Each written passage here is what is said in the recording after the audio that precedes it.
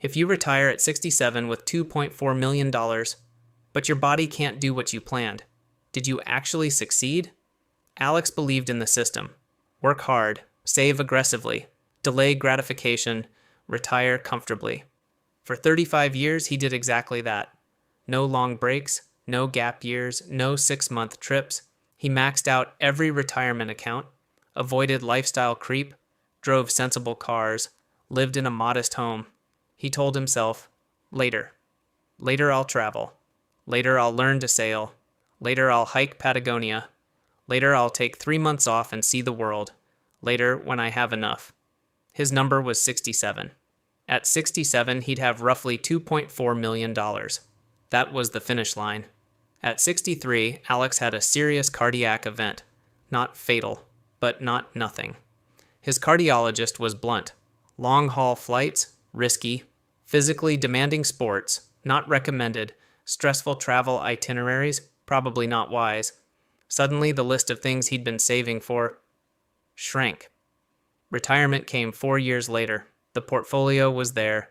The body wasn't. He can take short walks now. He can sit by the ocean. But he can't surf. He can't hike 20 miles in a day. He can't spend months moving from country to country.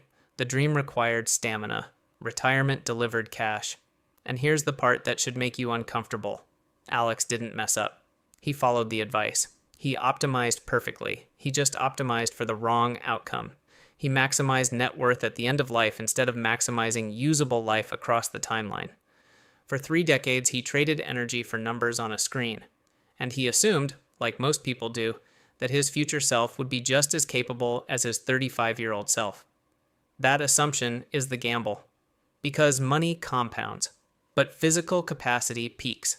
The version of Alex who could backpack across Europe existed at 30. The version who could sail across open water existed at 40.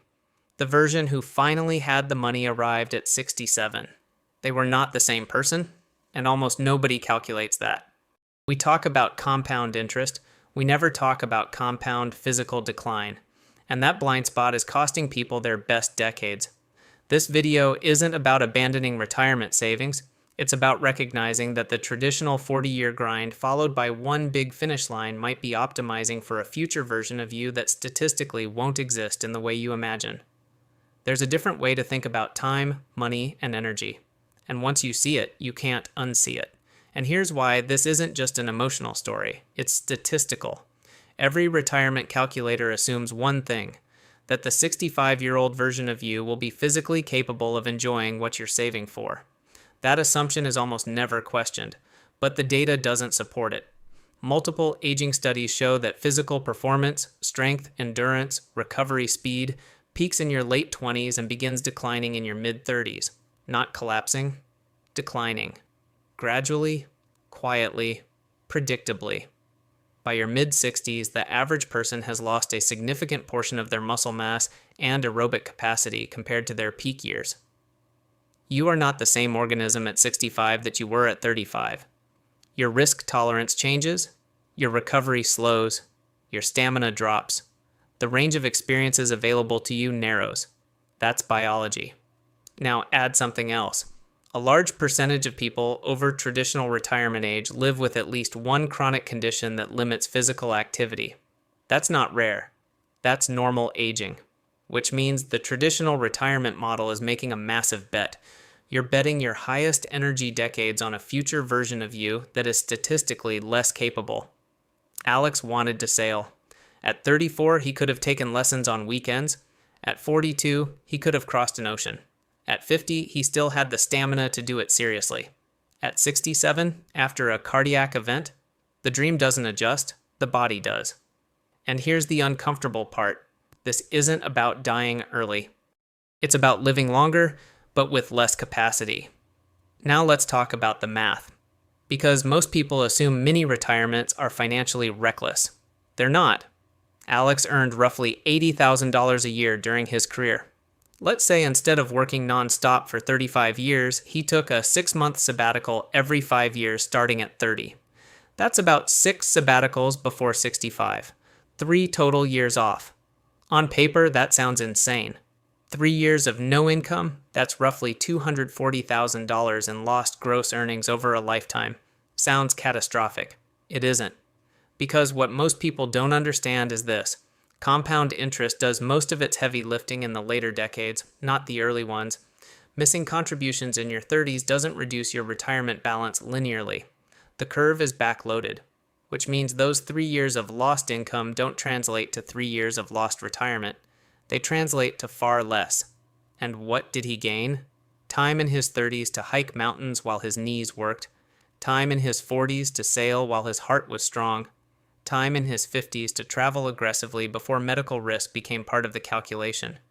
He would have traded a slightly smaller pile of money at 67 for a dramatically larger set of experiences when his body could still cash them in. That trade-off is the part nobody models. We model dollars. We don't model energy. And that's the blind spot. Let's quantify the trade. If Alex had invested for 32 years instead of 35, his projected balance at 67 wouldn't be $2.4 million. It would be closer to $2.05 million, roughly a $350,000 difference. That sounds massive. Until you translate it. He worked 3 extra peak energy years for $350,000 more on a spreadsheet. 3 years in his late 30s and early 40s, arguably the most physically capable window of adulthood. Would you sell 3 prime years of your life for $350,000 at 67? Not at 37. At 37, that trade sounds ridiculous. But spread over decades, it feels responsible. That's the psychological trick. The number says the larger balance wins. Life says the opposite. Version 1, $2.4 million. Limited capacity. Version 2, $2.05 million. 3 additional years of high-energy living. Which version is actually wealthier? The spreadsheet chooses the first. Your nervous system chooses the second. Now here's where it gets uncomfortable. The system is structured to push you toward maximizing the final number. Employers benefit when you never step away. Continuous productivity. Continuous output. Financial institutions benefit when you maximize contributions for as long as possible. Assets under management grow. Fees scale with them. No one in that system is incentivized to say, take 6 months off at 35, go climb mountains, come back later. That doesn't fit the model. But here's the key distinction. This isn't a conspiracy. It's just misaligned incentives, and the data supports the risk. A significant portion of retirees report leaving the workforce earlier than planned due to health issues. Nearly half don't reach retirement in the physical condition they expected. That's not rare. That's common. Alex isn't an exception. He's statistically normal. Now I can already hear the objection. Most people can't afford 6 months off every 5 years. That's true under their current lifestyle. But mini retirement isn't about spending more. It's about reallocating. Let's run the numbers simply.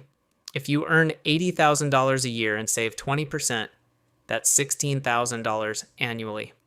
Over 5 years, that's $80,000 invested. If instead you save 25%, just 5% more, that's $20,000 a year. Over 5 years, that's $100,000. That additional $20,000 difference over 5 years can fund a lean 6-month sabbatical. Not luxury travel, slow travel, minimal expenses, living intentionally. You're not increasing total lifetime spending, you're redistributing it across time. That's the shift. It's not anti-retirement. It's pro-energy allocation. And that's a very different framework. You're not increasing lifetime spending, you're redistributing it across time. That's the difference. A 6-month mini retirement doesn't require luxury. It doesn't require 5-star resorts or business class flights. It requires intention. In many parts of the world, you can live modestly for $2,500 to $3,000 a month. Cook your own meals, rent locally, move slowly. The goal isn't indulgence, it's usable life. Alex could have done this. He didn't. Not because he couldn't afford it, but because it felt irresponsible. Now here's the part almost nobody talks about. Money is renewable. If you spend $20,000 at 35, you can earn another $20,000. Energy is not renewable. You have a finite supply, and it declines whether you use it or not. Every year you delay a physically demanding experience, you increase the probability that it becomes harder. or impossible. Learning to sail at 35, a few months of lessons. Learning to sail at 67 with heart complications. No amount of money fixes that. Hiking Patagonia, surfing in Costa Rica, backpacking across Europe. These are not money-constrained activities, they are energy-constrained activities, and energy does not compound, it depletes. The stamina you don't use in your 30s does not roll forward into your 60s. It expires. That's the trade most people don't realize they're making. Now let's make this practical. If you want to stop gambling your highest capacity years on a distant future, here's how you do it. Step 1. Calculate your 6-month number.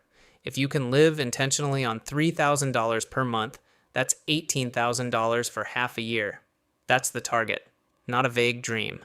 A number. Step 2. Break it down. $18,000 over 6 years is $3,000 per year. That's $250 per month.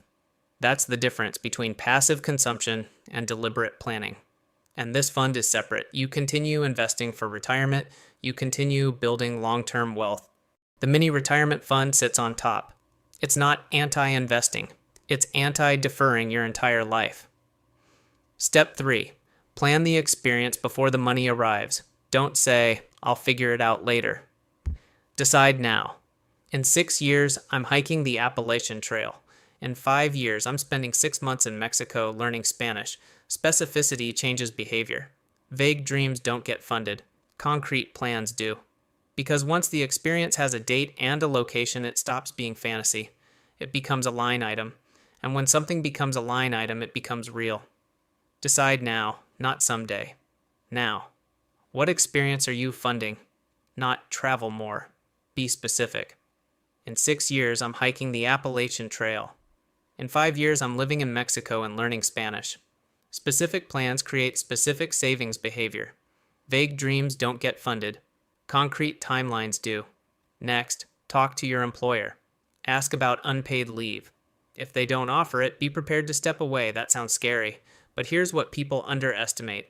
A 6-month sabbatical framed correctly is not a red flag. I took time to recharge and pursue a long-term goal. Good employers respect that. Burned out employees cost more than energized ones. And here's the most important rule. Optimize your break for energy, not comfort. Don't spend 6 months on a cruise ship sitting in a chair. Spend 6 months doing something your 65-year-old self cannot do. Climb, hike, surf, cycle, move. Use your body while it cooperates. Because here's the uncomfortable truth. You think you're being responsible by deferring everything to 65, but what you're actually doing is placing a massive bet. You're betting that you'll be healthy, you'll be capable, you'll have the same stamina, you'll still want the same things. That's a risky bet. Alex worked 35 years. He arrived with millions and a narrower life. He didn't fail financially, he failed temporally. He concentrated freedom at the very end of his timeline, instead of distributing it across his life. Money compounds, your body doesn't. You can grind for 40 years and hope biology cooperates. Or you can intentionally allocate some of your highest energy years now. Arrive at 65 slightly less wealthy on paper, but vastly richer in lived experience. Alex cannot get his 30s back. You still have yours. The question isn't whether you'll retire. The question is, will you arrive there with memories, or just a number? If this shifted how you think about time and money, subscribe. Because we're not optimizing for net worth, we're optimizing for usable life. I'll see you in the next one.